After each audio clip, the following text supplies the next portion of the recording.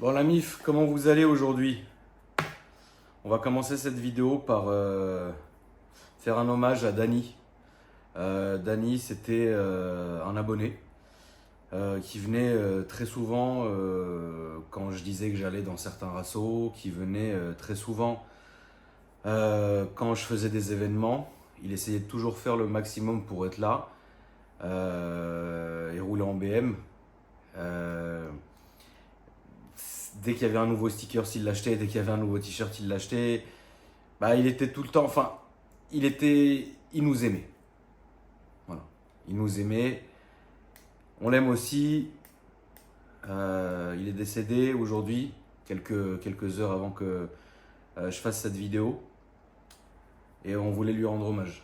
Donc, moi, perso, je présente mes plus sincères condoléances à sa famille, à ses amis.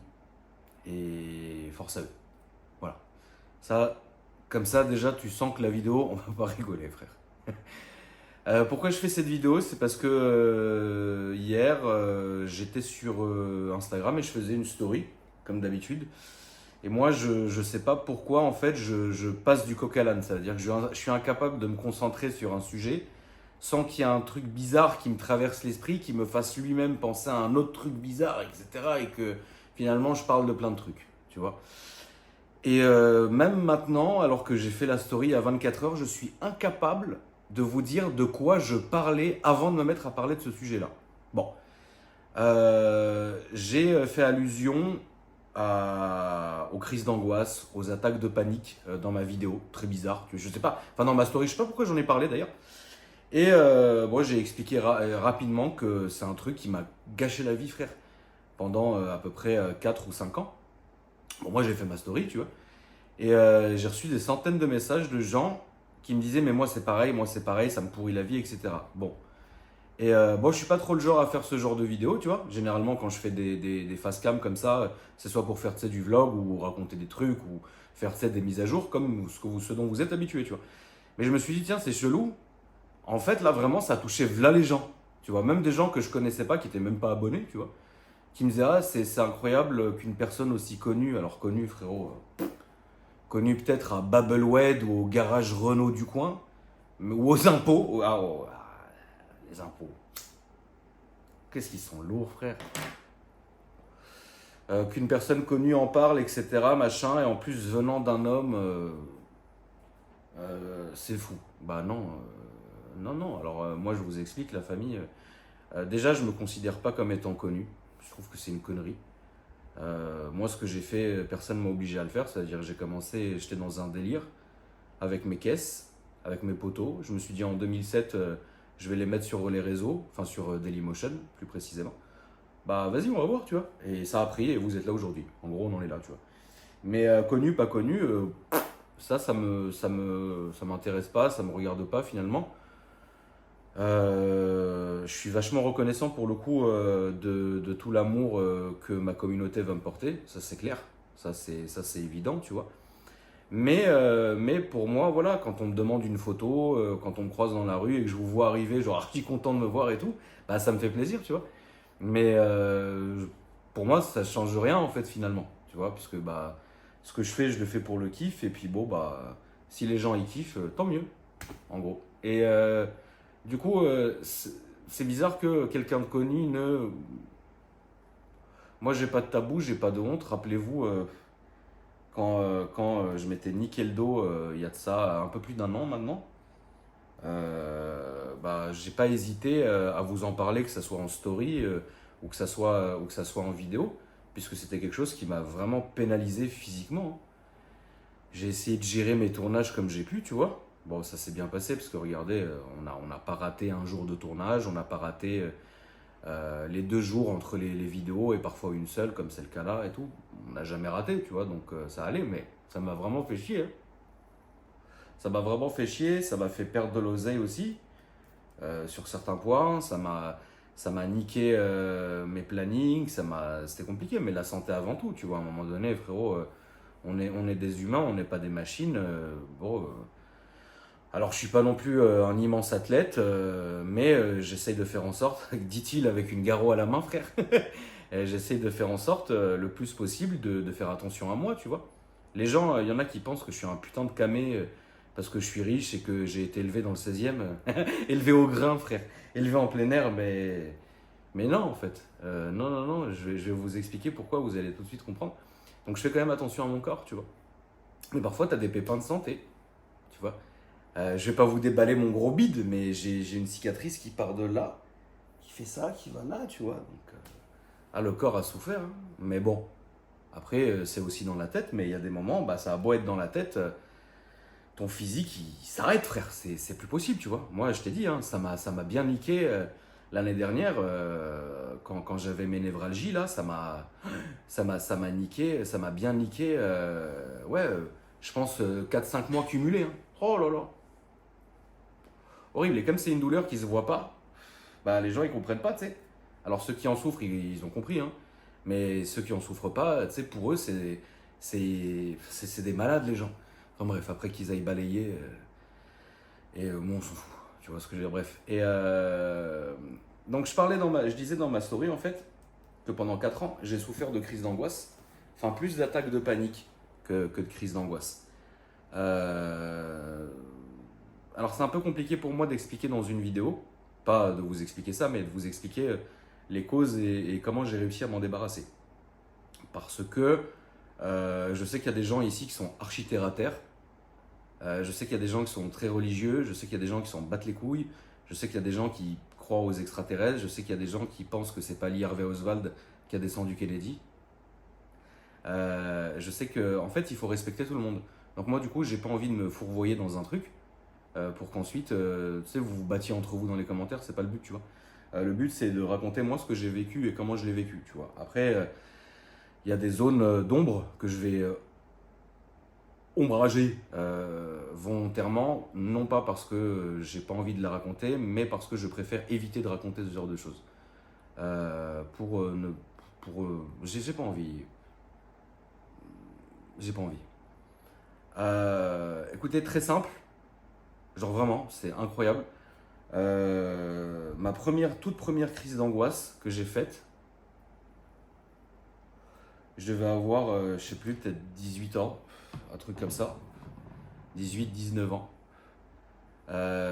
J'étais en Syrie en vacances chez mes grands-parents. J'étais ivre-mort d'ailleurs. J'étais bourré à la bière. Parce qu'en fait, l'hôtel dans lequel j'étais, je me suis hyper sympathisé avec le DJ. Et en fait, on était une bande de potes qui étaient là-bas, à l'hôtel. Et du coup, en fait, on passait nos nuits avec le DJ de la boîte de l'hôtel. Je te raconte pas comment on a ken déjà, c'était incroyable. Mais je te raconte pas aussi comment on a bu. Et alors, passez-moi les détails. Oui, mais la Syrie, c'est pas censé être un pays où tu ne bois pas. S'il te plaît, on n'est pas là du tout là pour ça. Si t'as envie d'être matrixé, vas-y frérot, mais pas ici. Moi, je te raconte les faits du truc. Donc, on était défoncé à la bière. En plus, tu connais, frérot, la défonçade à la bière, elle est relou, tu vois. Et donc, j'étais à Vichy, dans ma chambre d'hôtel, en train de regarder un film. Et là, à ce moment-là, ma toute première crise d'angoisse, enfin, mon attaque de panique ou crise d'angoisse ou ce que tu veux, elle s'est manifestée d'un coup sec. C'est-à-dire que d'un coup, j'ai commencé à plus entendre. J'entendais que, tu sais, des ouh, machin. J'ai vu un voile blanc. Je me suis dit, ça y est, l'heure est arrivée, frérot. Je me suis redressé, genre, j'arrivais plus à respirer. Et là, du coup, incroyable. Ton corps, ta tête, ton cœur, tu tournes avec le stress, l'adrénaline et tu comprends pas ce que t'as. Scène véridique, mon garde du corps, il était à la piscine. J'ai couru le chercher. Donc la scène infernale où je cours dans les couloirs de l'hôtel pour aller trouver mon garde du corps qui était à la piscine. Et je lui dis, Philippe, ça va pas, je sais pas ce que j'ai. Et Philippe, ancien des paras, ancien de l'épigène, d'ailleurs que je salue, il regardera jamais cette vidéo, mais salut à toi. Il me dit, mais qu'est-ce que t'as, mon gars? Putain, c'est la picole, mon gars, c'est la picole. J'ai fait, non, c'est pas la picole, là, je sais pas ce que j'ai, frère. Je suis en train de péter un câble. Et il me dit, putain, t'as pris un truc. Et je fais, bah non, tu sais pas, tu vois. Je dis, non, vraiment pas, j'ai rien fait, on n'a rien fait, tu vois. Parce qu'à l'époque, nous, on était dur au mal, hein. J'avais une équipe de potes, on était dur. Ah, t'aurais bien rigolé avec nous, tu vois. Et du coup, il me dit, bon, c'est très bizarre, attends, on va aller voir ta mère, tu vois. Et genre, on va voir ma daronne, tu vois. Et ma daronne, elle me regarde, elle me dit, ouais, c'est bizarre, tu fais une crise d'angoisse, tu vois. Je fais, ah, ok. Et elle m'a donné une banane. Elle a pas eu tort. Elle m'a donné une banane. Elle m'a dit, bon, assis-toi, mets-toi à la clim, regarde la téloche, ça va passer, tu vois. Et surtout qu'à l'époque, genre vraiment, tu vois. Frérot, j'étais trop jeune pour avoir des problèmes. Certes, j'avais ma famille qui s'écharpait depuis le décès de mon daron. Certes, on y est encore hein, d'ailleurs. Certes, bon, vas-y, tu vois, des trucs basiques, tu vois. Mais rien qui m'empêchait de vivre. Au contraire, moi, j'ai eu une putain d'enfance archi cool, entouré de gens qui m'adoraient, ma famille toujours présente. J'avais zéro souci, tu vois. Et je me suis dit, mais merde, je devrais être le mec le moins angoissé au monde. Je vis au crochet de ma daronne, milliardaire, pump it up, frère. Et pourtant, qu'est-ce que j'ai? Tu vois. Donc bon, étrange. Donc ça se calme. On rentre à Paris, rien à voir avec ça, c'est pas pour ça, mais ouais, les vacances finissent, tu vois. On rentre à Paris. Deuxième crise d'angoisse. Bon, je vais pas vous les énumérer toutes, mais celle-là, je m'en rappelle en tout cas, tu vois. Deuxième crise d'angoisse. Pareil, au pieu, en train de regarder le film Mafia Blues. Pour la petite histoire, film que je n'ai plus jamais regardé depuis. Il m'a sapé le moral, je ne l'ai plus jamais regardé. Incroyable. Pareil, même délire. Machin, truc. Oh là là là là, c'est quoi ce délire? Je cours chez ma daronne et tout. Genre, elle me dit, mais qu'est-ce que t'as, frère? Je dis, je sais pas. Et là, tu sais, elle fait son rôle de daronne, tu vois. Ouais. Elle me dit, ouais, mais qu'est-ce que t'as? T'as des problèmes? T'as quelque chose? Vraiment, mais s'il y avait une personne sur Terre qui avait zéro souci, c'était moi. Frérot, c'était pas compliqué. J'achetais ce que je voulais. Je baisais quand je voulais. Je passais mon temps à m'amuser avec mes potes. Je faisais ma vie, je faisais mes études et je kiffais ça. Incroyable. Je kiffais, frère. Qu'est-ce qui m'angoisse? Tu vois ce que je veux dire? Bon. Du coup, incompréhensible. Et bon, ça se calmait, tu vois.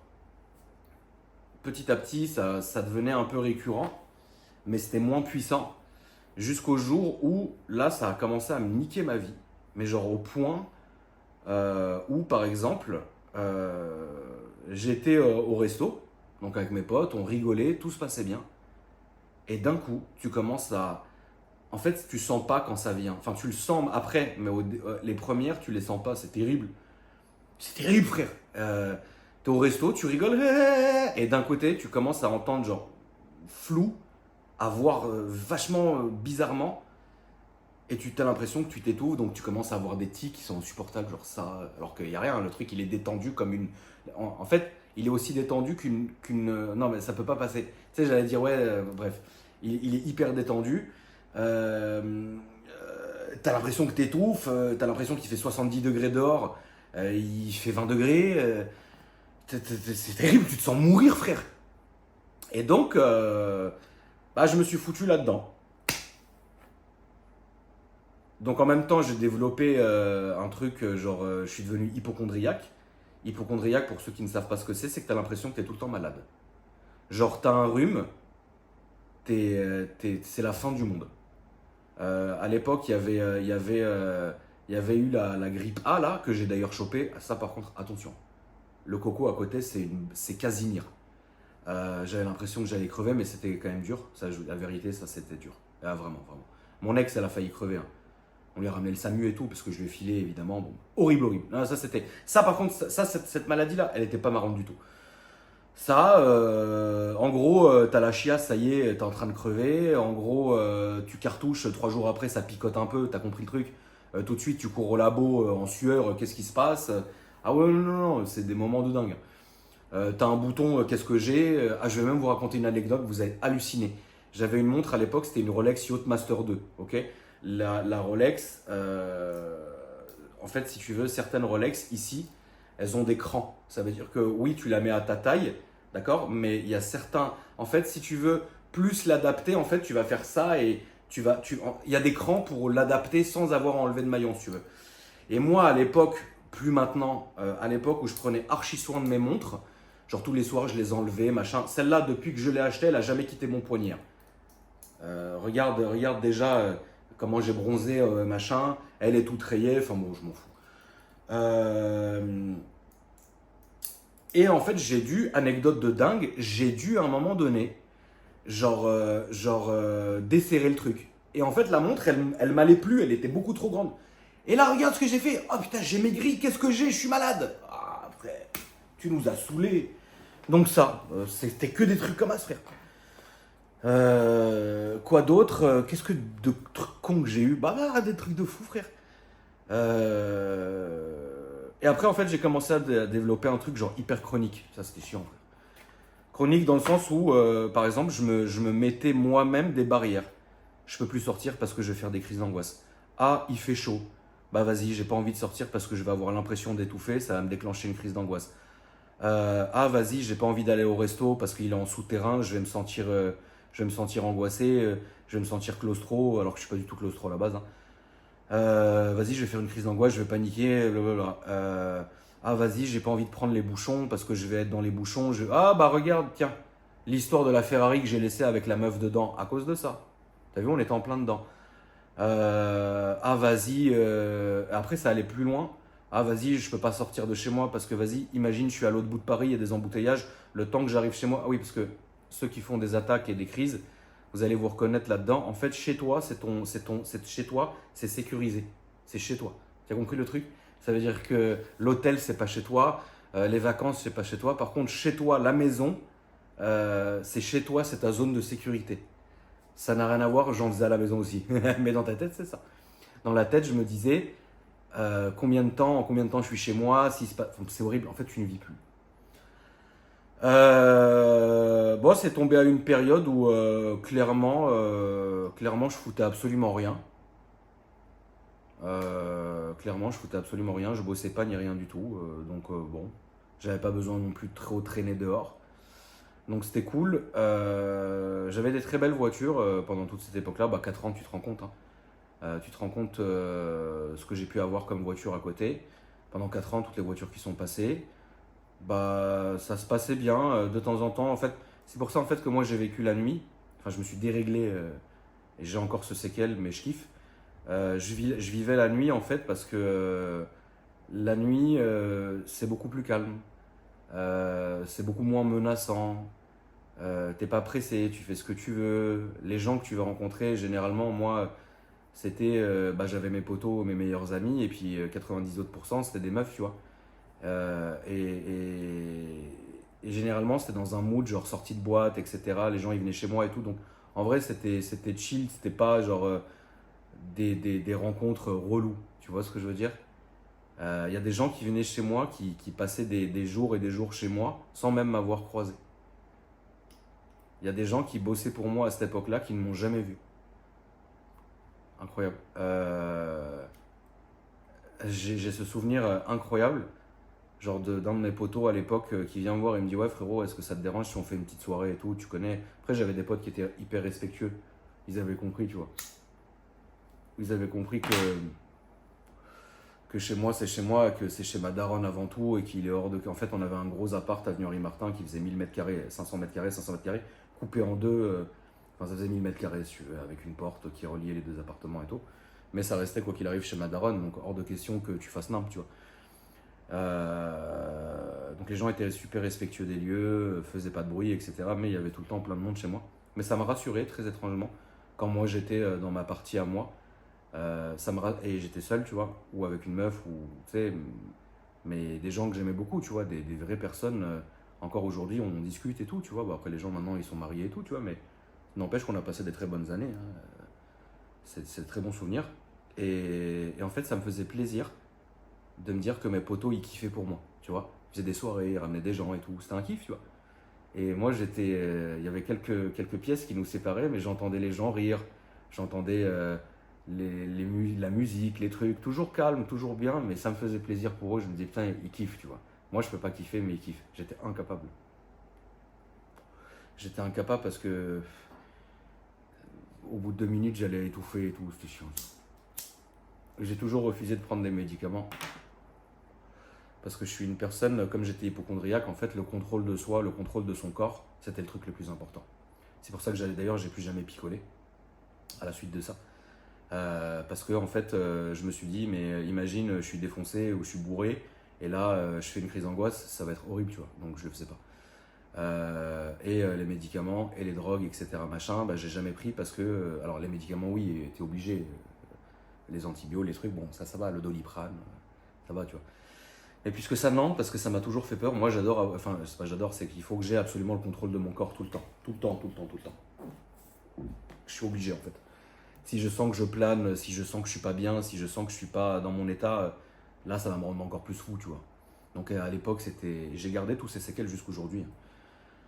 Jusqu'aujourd'hui. J'ai souffert pendant de ma NCB l'année dernière, j'en ai souffert parce que je refusais de me soigner. Et ce qui m'a soigné, c'est le temps et la rééducation de kiné. J'ai fait un peu plus d'un an de kiné. D'ailleurs, Carolina, tu regarderas jamais cette vidéo, mais Carolina qui a été ma kiné, incroyable. Elle m'a laissé 2 choses, Carolina. Les étirements et ça. Alors, c'est pas un truc pour me le foutre dans le cul, ça, c'est un stylo électrique. Ok, stylo électrique que tu vas venir te placer sur ton nerf brachial qui est ici, là où il passe ici. En fait, ton bras va bouger et ça va résilier, en fait, ça va reset le nerf. Et c'est ce qu'on appelle un traitement de fond. Voilà. Traitement conservatoire. Donc voilà.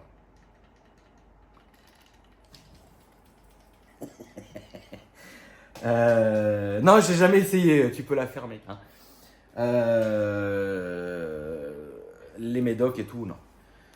Non, non, non, pas du tout, pas du tout, pas du tout. Non, j'ai ce souvenir d'avoir été sur ce canapé-là, pas sur ce côté, sur l'autre côté, couché comme ça pendant 10 jours, dès que je bougeais, terrible. Bref, pas de médoc. À l'époque non plus. Ça m'a beaucoup gâché la vie. Et pourtant, quand je vous dis la famille, j'avais zéro problème. Zéro, zéro, zéro. J'avais zéro problème. Mes problèmes, ils sont arrivés à partir de mes 25 ans. Donc, tu vois, c'est très loin. On était loin de cette époque-là, tu vois.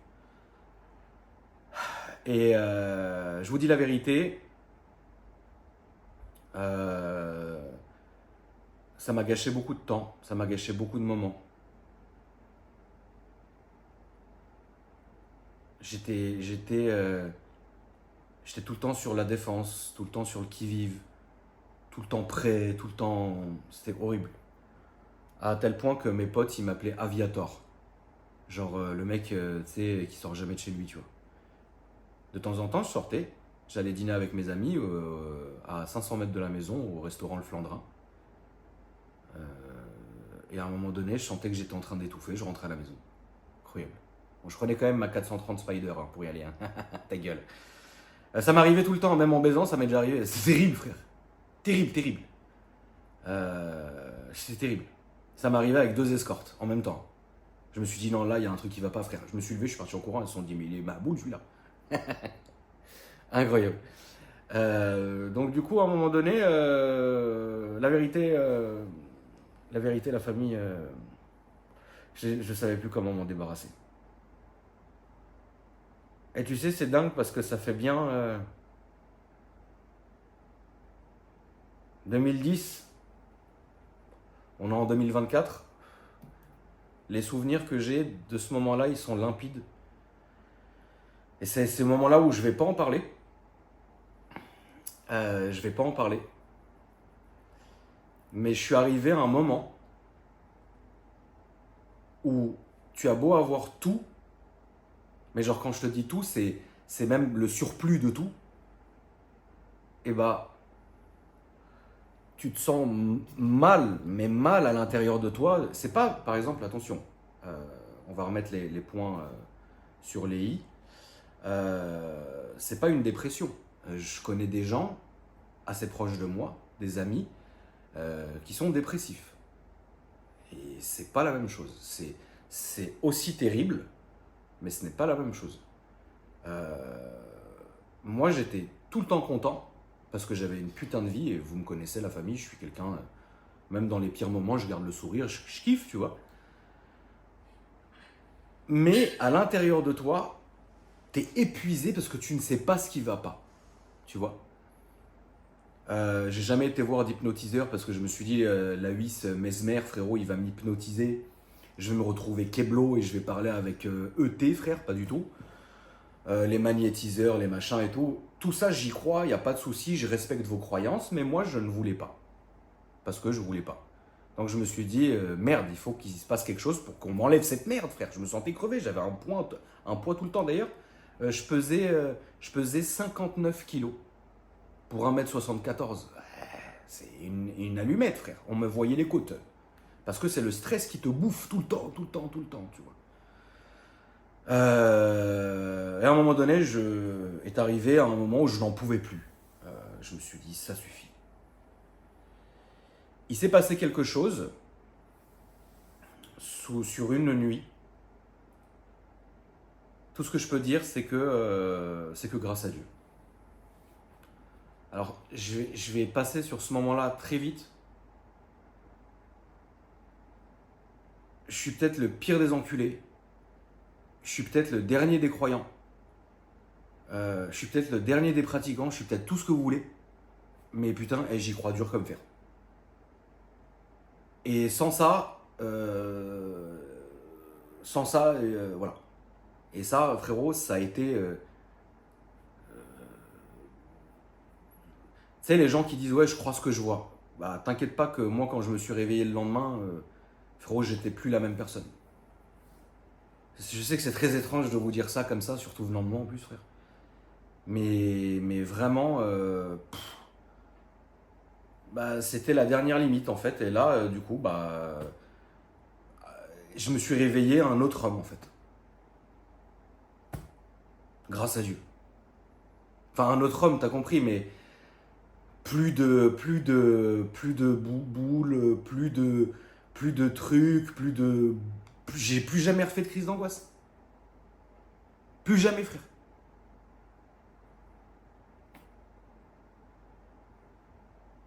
Voilà. Donc j'ai zéro... En fait, je fais cette vidéo parce que j'ai reçu tellement de messages. C'est quoi ton secret? Comment t'as fait et tout? J'en ai pas. Enfin, je peux même pas le dire en fait. Vous allez trouver ça fou, frère. Mais je peux pas. Je peux pas dire. Mais j'ai pas pris de médoc, j'ai été voir. Enfin, j'ai rien fait, frère. Juste... c'est très étrange de parler de ça. J'ai pas envie de parler de ça. J'ai juste envie de vous dire, la famille... m'arrêter de m'envoyer des messages pour me demander comment j'ai fait, je peux pas vous dire comment j'ai fait. Tout ce que je sais,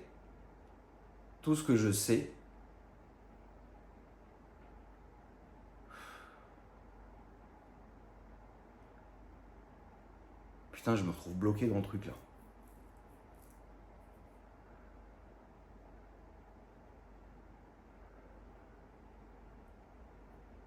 Bon, je le dirai peut-être tout à l'heure, mais bref, tout ce que je sais, c'est que à ce moment-là, après ça, putain, là vraiment, vraiment, la famille, j'ai vécu ce que moi j'appelle l'âge d'or. Ah putain, qu'est-ce que j'étais bien. En fait, je ressortais, je revoyais des gens.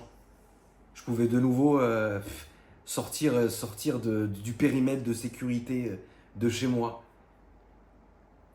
J'ai regrossi, bah là ça se voit, hein, voilà. Je regrossissais, j'avais pas peur, tout le temps, on me dit, ah, qu'est-ce qui va se passer, machin.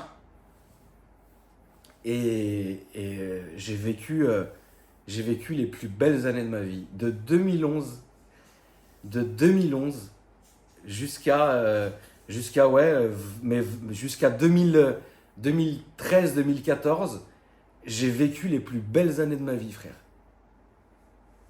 Après ça, bien sûr, de 2014 jusqu'à maintenant, grâce à Dieu, tout va bien, tu vois, mais en fait, j'ai vécu toutes ces années avec une telle insouciance que j'avais l'impression de revivre et de rattraper ces 4 ans. En fait, pour 4 ans d'horreur, j'ai vécu 4 ans de fou, d'incroyable, tu vois.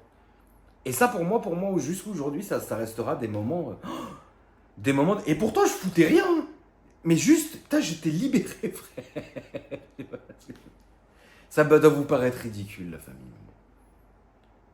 Prends quelqu'un même dans le chat, j'allais dire. Les frangins et les frangines qui regardaient cette vidéo. Si vous êtes maintenant là, dans cette époque de crise et d'angoisse, d'attaque de panique et tout, la vérité, si tu te réveilles comme ça et que t'as plus rien, tu vas pas kiffer ta race Et là, t'es en train de me dire oui. Eh ben, moi, c'est ce que ça a fait. Donc, vraiment, j'ai kiffé. Pour moi, tout était fou, frère. Même aller, je fais une connerie, taper une pizza à l'angle de la rue, à la terrasse, être assis, le coca, la garrot, en me disant putain, je suis tranquille, il m'arrivera rien. Et ben, moi, je vivais comme ça. Après, bon, tu t'habitues, tu sais comment c'est, puis après, voilà, tu oublies. Mais j'ai encore des séquelles. Hein. J'ai encore des séquelles. J'ai mon plus gros, mes deux plus gros séquelles, c'est de vivre la nuit, d'aimer vivre la nuit de temps en temps, parce que je peux me le permettre de temps en temps, c'est un kiff. Mes plus grosses séquelles, c'est de tout calculer. Demander aux gens qui travaillent pour moi, ceux qui ont accès à moi directement, parce qu'il y a beaucoup de gens qui travaillent pour moi mais qui ne m'ont jamais vu et qui font leur truc et ils sont payés et puis ils font leur travail correctement et puis tout va bien. Mais des gens qui travaillent directement pour moi, eh ben, ils vous diront Akram, c'est une horloge. Genre à la minute près. 11h10, on fait ça. Après, j'arrive chez moi à 11h. Enfin, et ça me rassure encore de faire un planning dans ma tête. Je suis incapable de me réveiller le matin, même encore aujourd'hui, de me réveiller le matin en me disant bon, aujourd'hui, on verra la Dolce Vita. Non, ça marche pas avec moi. Moi, c'est je me réveille, aujourd'hui, je dois faire ça, ça, ça, ça, ça. Genre, là, je vais faire ça, après, je vais manger, après, je vais faire ça, après, je vais faire ci, après, je rentre, après, je fais ça, après, j'appelle, après, je fais ci. Et si je ne suis pas mon planning, bah, ça m'énerve. Et ça, en fait, c'était l'une des choses qui me calmait quand j'avais mes trucs. C'était vraiment de me dire, bah, en gros, genre, là, je suis au resto, mais je suis qu'à 5 minutes de chez moi. J'ai regardé, j'ai 3 itinéraires. Enfin, tu sais, c'est truc de ouf comme ça. Mais en fait, ça te rassure grave. Moi, ça me rassurait beaucoup. Et du coup, jusqu'aujourd'hui, j'ai gardé ça. Je peux pas, par exemple, aujourd'hui, je peux pas m'endormir dans une voiture, je peux pas dormir dans un train.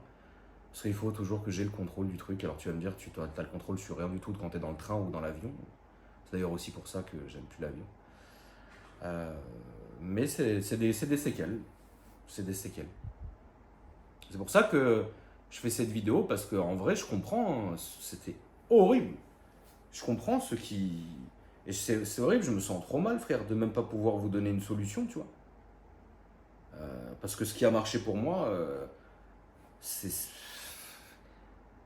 En fait, je peux me permettre je peux même pas permettre de vous donner. Alors, des conseils, oui, je peux vous donner des conseils, mais je pourrais jamais me permettre de dire à des gens qui souffrent, parce que c'est une souffrance de malade, frère.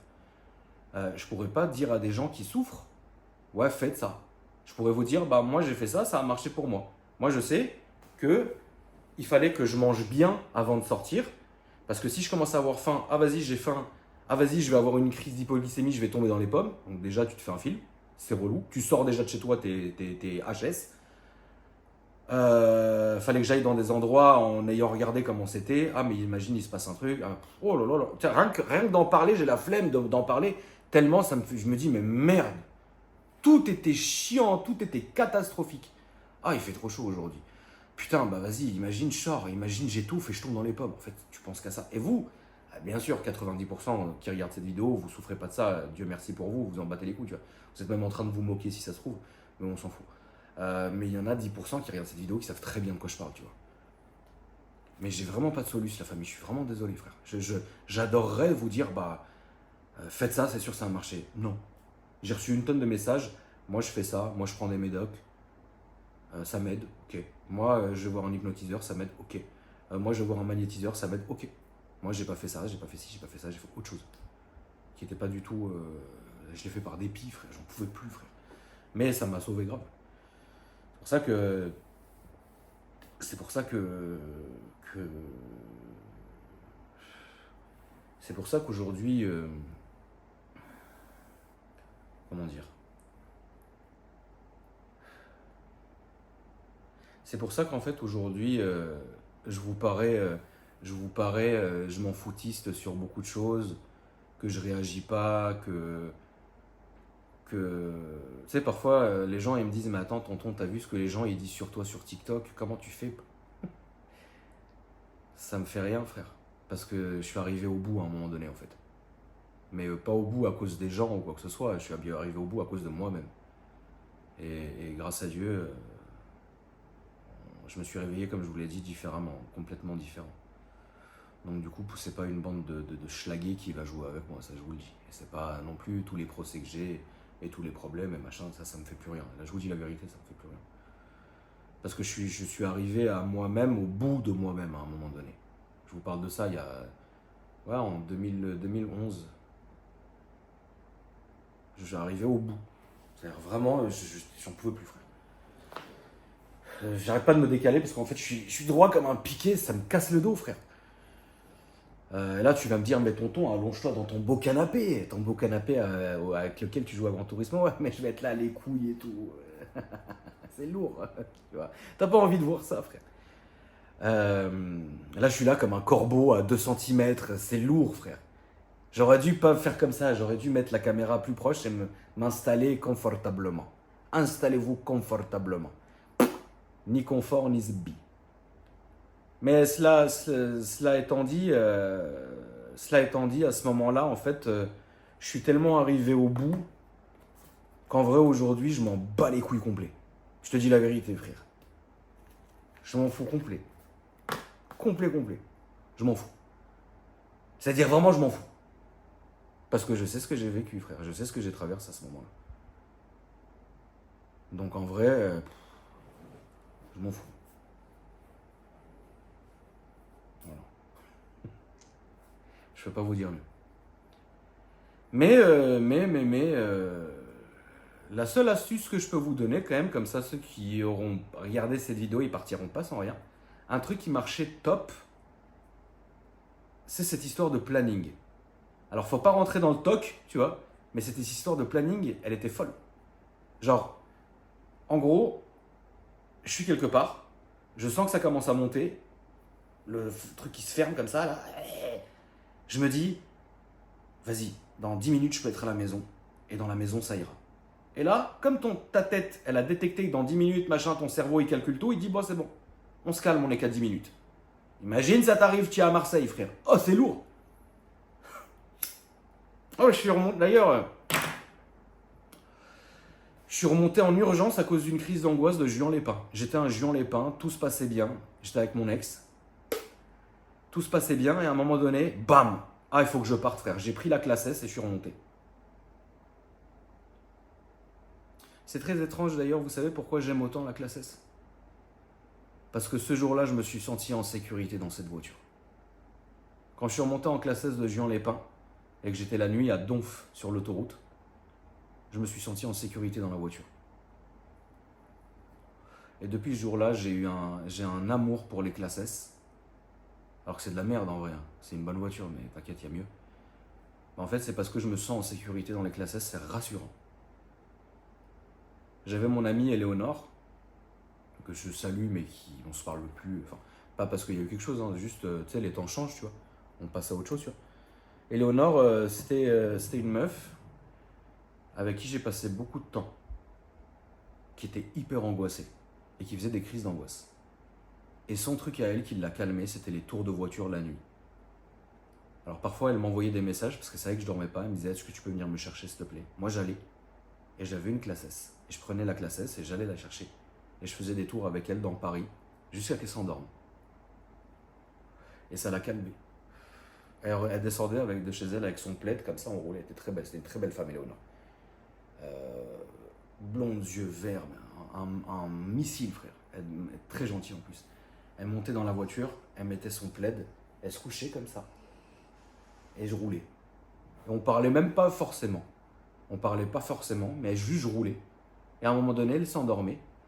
Et moi, je faisais ma vie, hein. J'allais à droite, à gauche, je m'arrêtais là, je faisais si elle dormait dans la voiture. Toujours comme ça, avec son plaid sur le côté, la tête sur le montant. Elle dormait. Et un jour, je suis venu la chercher, j'avais pas la classe S. Elle m'a dit non, je veux pas, je suis encore plus angoissé. On est monté dans la voiture, on est allé au parking chercher la classe S et elle s'est endormie. Incroyable. Comme quoi, des petits trucs comme ça, les gens, tu vois. Comme des films. On a tous des films qu'on regarde quand ça va pas. Tu sais, là, je rigole parce que je suis en train en même temps, en simultané, d'essayer d'uploader 3 vidéos sur YouTube en stock, tu vois.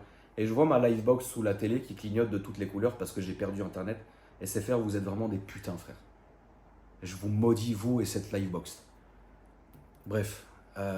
Là, ça fait 3 fois. Hein. J'ai perdu 3 fois Internet depuis cette vidéo. Tonton, pourquoi tu fais plus des lives? Bah, je sais pas, frère. Tu veux quoi, qu'on reboot toutes les 5 minutes? C'est lourd, tu vois. Moi, il y avait un truc que je kiffais. Quand j'étais angoissé, il y avait des films que je regardais. Parce que ces films-là, quand je les regardais, ça me faisait penser à un moment qui allait bien. Elphone, La vérité si je mens, le 1. Les Anges Gardiens, l'opération Corned Beef, Les Visiteurs, les 2, enfin les 3. Et jusqu'aujourd'hui, quand je suis très content, quand je suis apaisé, quand je suis bien, quand je suis serein, ça arrive pas hein, beaucoup en ce moment, je te le dis. Bah, je me fais un petit film comme ça de l'époque, tu sais. Et ça me rappelle quand j'étais bien. C'est con quand même. Hein. Comme quoi on est fou quand même. L'humain est dingue. Tu vois. Un film que j'ai blacklisté, Mafia Blues, je ne l'ai plus jamais regardé depuis l'angoisse. Rire et Châtiment, qui est un bon film avec José Garcia. Je ne l'ai plus jamais regardé à cause de ce putain de crise d'angoisse. Parce que j'ai tapé une crise d'angoisse devant, ça m'a rendu fou. Voilà. Quoi vous dire? C'est fou de parler de ça, alors qu'on devrait faire une vidéo où on kiffe la famille. C'est terrible. C'est terrible de parler de sujets terribles comme ça. Mais j'ai pas de soluce. J'ai pas de soluce. Tu sais qu'il y a des gens qui se foutent en l'air à cause de ça. Ils deviennent fous, frère. Moi, j'ai quelqu'un de proche de moi, que je citerai pas par respect, quelqu'un de proche de moi, que vous ne connaissez pas, très proche de moi, qui n'arrive pas à se débarrasser de ça. Je te raconte pas les moments, quoi. Je te raconte pas les moments, je te raconte pas la souffrance. La souffrance de la personne, quoi. Là, tu te dis, putain, la personne souffre vraiment. Alors, elle en peut plus, elle a à bout, frère. Tu sais que ça, c'est des coups, hein, que tu dors 14-15 heures après, hein, quand t'as tapé une vraie crise d'angoisse, quand tu t'endors enfin. Parce que ça, c'était terrible, frère. C'était terrible. C'était terrible, frère. Tu te mets dans ton lit, tu commences à t'endormir, tu te réveilles, ça y est, c'est mort. Boum, boum, ton cœur, boum, boum. Tu l'entends dans tes oreilles, le cœur qui est dans les oreilles, sur l'oreiller, comme ça, tu tournes, tu n'y arrives pas. Tu mets la télé, tu enlèves la télé, tu mets le truc, jusqu'à tu arrives, le soleil il se lève, et le soleil il se lève, tu te dis, c'est bon, la journée a commencé, il y a des gens dehors, je peux m'endormir, et bam, tu t'endors. C'est fou comment le cerveau est. Grâce à Dieu, je suis désolé, je le fais jamais, mais je vais parler en arabe, alhamdoulilah, ya rabbil alamin, franchement. Merci de m'avoir sauvé de ça, frère. Oh là là là là là. Voilà, c'était horrible. Horrible, horrible. Et j'en ai plus jamais refait une seule, frère. Mais du jour au lendemain, bam. Horrible. Et encore une fois, parce qu'on a trouvé la cause, tu te doutes bien. Encore une fois, c'est des gens mal intentionnés qui ont voulu faire du mal. Et comme j'ai dit hier dans ma story, faut à un moment donné arrêter de croire que le mal, tu peux le faire que sur les réseaux. Ou alors physiquement, tu peux le faire autrement. Et ça existe vraiment, et ça marche vraiment. Mais encore une fois, grâce à Dieu, il existe certaines choses pour contrer ça. Et ensuite que tu sois protégé de ça. On va pas rentrer là-dedans, parce que sinon après vous allez trouver ça très étrange.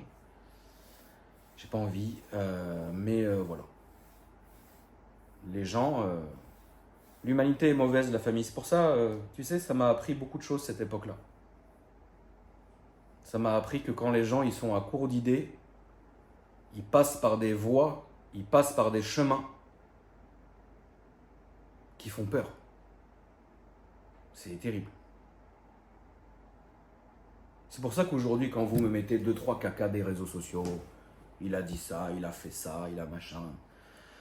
Moi, je les appelle les grands stratèges, les architectes des réseaux sociaux, tu sais. Ils ont tellement peur pour leur image, pour leur pain, pour leur truc, qu'ils essayent de te faire du mal à toi, descendre à un autre, et machin, parce qu'ils pensent que c'est eux les meilleurs, alors que c'est des cacahuètes.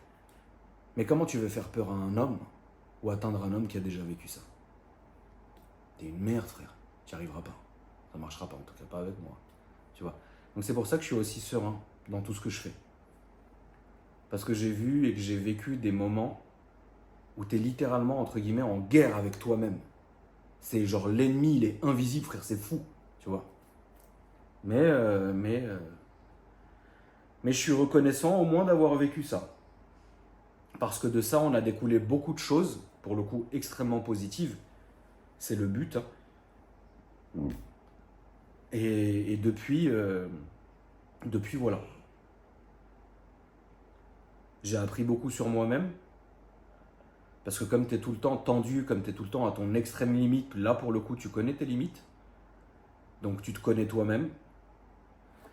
Tu as un regard complètement différent sur les gens, parce que tu sais de quoi ils sont capables. Et quand ils sont à court d'idées, bah, comme je vous l'ai dit, ils passent par des chemins qui sont dingues. Et surtout, tu vois les choses autrement dans le sens où tu te dis, tu sais, en vrai, tu peux plus douter, quoi. Et moi, c'est ce qui m'est arrivé, donc voilà, j'en ai jamais parlé parce que c'est une espèce de petit jardin secret que j'ai, et puis en vrai, j'en ai jamais vraiment parlé. Donc là, le fait est de vous en parler, ça ne m'enlève pas de poids, ça ne me rajoute pas de poids, c'est juste que j'en parle pour dire aux gens, j'aime pas cette phrase de mort là, vous n'êtes pas seul. Ouais, bah on a tous vécu ça, et moi, milliardaire, héritier, blindé aux as, qui faisait ça la guerre, bah j'en ai quand même souffert, frère. Donc comme quoi, tu vois, c'est pas parce que ça touche pas les plus pauvres ou les plus moches ou les plus enculés, ou ça touche tout le monde, c'est comme ça. Donc j'ai pas de solution à vous donner, la MIF. J'ai pas de solution à vous donner. Faites ce que vous pensez être le meilleur pour vous. Mais force à vous. Je suis avec vous par la pensée parce que je sais à tel point, pour le coup je le sais bien, à tel point ça peut être terrible. Quelle merde, frère. Ça m'a niqué des moments. Que Dieu me pardonne, frère. Que Dieu me pardonne. Des moments où tu n'agis, c'est plus toi. C'est plus toi. Tu sais, on a deux personnes en nous.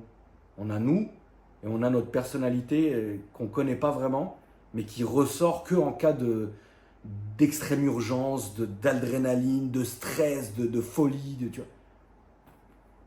Et franchement, la famille, ça m'a épuisé à un point où je vous ai dit, j'en pouvais plus. Oh là là là là, j'en pouvais plus. Vraiment. Et du coup, grâce à Dieu. C'est pour ça qu'en fait, maintenant, j'en ai plus rien à foutre. Je m'en fous complètement. Vraiment. Ça veut dire vraiment, je m'en fous. C'est horrible. Horrible à quel point j'en ai rien à foutre. J'ai plus peur, en fait.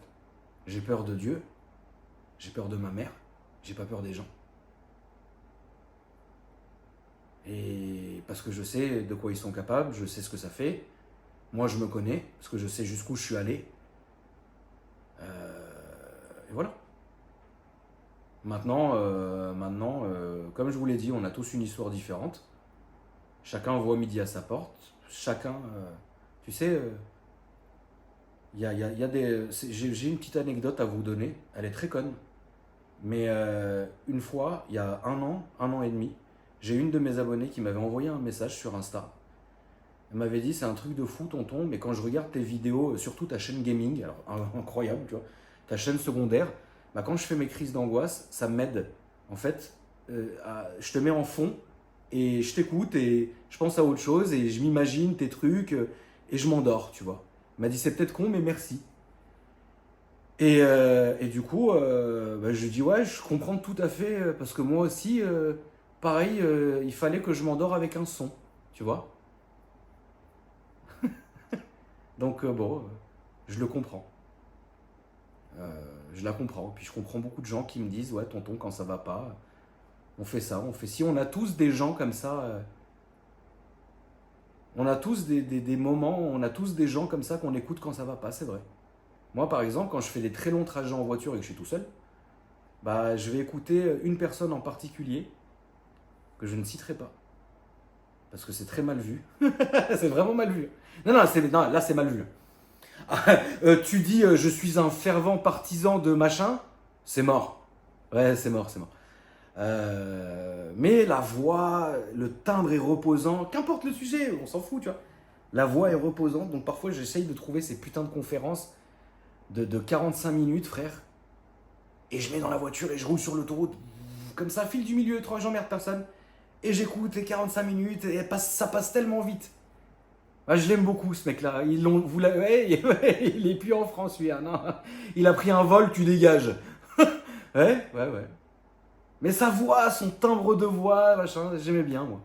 Mais j'aime bien encore, hein, j'écoute encore. Hein. Mais il fait plus de vidéos cet enculé parce que... Ouais, c'est con, mais bon. Après, c'est pas pour sûrement le contenu, je m'en bats les couilles, hein. C'est juste la voix du mec. Tu vois, la voix de... moi, quand j'avais fait de la radio, la famille, vous savez, j'ai commencé en radio. J'ai été pistonné par ma daronne. Elle m'a foutu à la radio, je vous avais déjà raconté ça 1000 fois. Et il y avait plein de gens, moi je faisais radio de nuit, il y avait plein de gens qui appelaient au standard, Akram, ta voix elle est folle, j'aime trop, machin, ta voix elle est folle, tu nous endors, bravo mec, peace mec. C'était fou mec, une époque de con frère. Comme maintenant sur la chaîne gaming, il y en a, c'est des fous frère. Ils sont là, j'ai un time watch, parce que vous savez le time watch sur YouTube c'est ce qui est le plus important. Alors je fais pas de vues sur ma chaîne secondaire, mais je vous comprends, c'est de la merde. Hein. Mais alors putain le time watch c'est genre toute la vidéo. C'est fou frère. Comparé aux vidéos de voiture où vous regardez c'est encore une Golf, on s'en bat les couilles. Tu vois, mais la chaîne secondaire, putain la vache, les scores que je fais, ils font peur frère. Alors je fais genre 3000 vues, c'est de la merde, tu vois. Mais en vrai, je sais que c'est 3000 vraies vues, tu vois. C'est pas les 1 million hors taxe. Mais bon, faut essayer de se démerder, faut essayer de trouver. Faut essayer de trouver la famille, ce qui vous fait penser à autre chose, et voilà.